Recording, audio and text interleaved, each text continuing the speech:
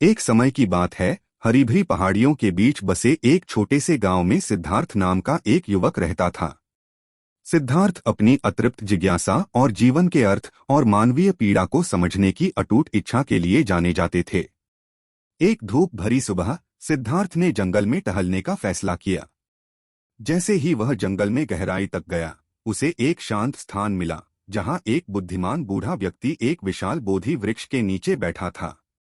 बूढ़े व्यक्ति की आंखें ज्ञान से चमक उठीं और उसके चारों ओर शांति की आभा थी। उत्सुकतावश सिद्धार्थ उस बूढ़े व्यक्ति के पास आए और पूछा, आप कौन हैं और क्या चीज आपको यहाँ इस शांतिपूर्ण स्थान पर लाई है? बूढ़े व्यक्ति ने मुस्कुराते हुए उत्तर दिया, मैं केवल आत्मज्ञान की तलाश में एक पथिक हूँ। यह स्थान मुझे वह सांत्वना प्रदान करता है जिसकी मुझे सोचने और विचार करने के लिए आवश्यकता है। सिद्धार्थ अपनी जिज्ञासा जगाते हुए बूढ़े व्यक्ति के बगल में बैठ गए। उन्होंने पूछा, क्या आप अपना ज्ञान मेरे साथ साझा कर सकते हैं? मैं जीवन के उद्देश्य और मानव पीड़ा के कारण को समझने की खोज में हूँ। बूढ़े व्यक्ति ने सिर हिलाया और कहा, युवा, तुम जो उत्तर खोज रहे हो वह तुम्हारे भीतर है। जीवन इच्छाओं और आसक्तियों से भरा है जो दुख का कारण बन सकता है। आत्मज्ञान और शांति पाने के लिए तुम्हें इन आसक्तियों को छोड़ना सीखना होगा। सिद्धार्थ ने बूढ़े व्यक्ति की बातों पर विचार किया और पूछा, लेकिन कोई इच्छाओं और आसक्तियों को कैसे छोड़ सकता है? यह असंभव लगता है। बूढ़े व्यक्ति ने जवाब दिया, यह असंभव नहीं है सिद्धार्थ। इसके लिए आत्मजागरूकता और दिमागीपन की आवश्यकता है।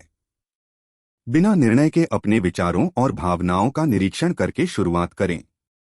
पहचाने की इच्छाएं और लगाव अस्थायी हैं और वे दुख की जड़ हैं। जब आप ऐसा करते हैं, उनके पास जाओ, तुम्हें आंतरिक शांति मिलेगी। सिद्धार्थ ने बुद्धिमान बूढ़े व्यक्ति को उनके मार्गदर्शन के लिए धन्यवाद दिया और अगले वर्ष गहन ध्यान और आत्मचिंतन में बिताए। अतः उन्हें बुद्ध प्रबुद्ध व्यक्ति के रूप में जाना जाने लगा और उन्होंने अपनी शिक्षाओं को दुनिया के साथ साझा किया। उनकी शिक्षाओं में इच्छाओं और आसक्तियों को त्यागने, आंतरिक शांति की तलाश करने और करुणा और सचेतनता का जीवन जीने के महत्व पर जोर दिया गया।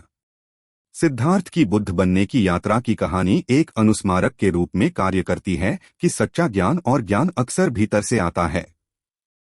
इच्छाओं और आसक्तियों को त्याग कर और सचेतनता का अभ्यास करके हम अपने जीवन में शांति और अर्थ पा सकते हैं, जैसे सिद्धार्थ ने जंगल में उस बोधि वृक्ष के नीचे पाया था।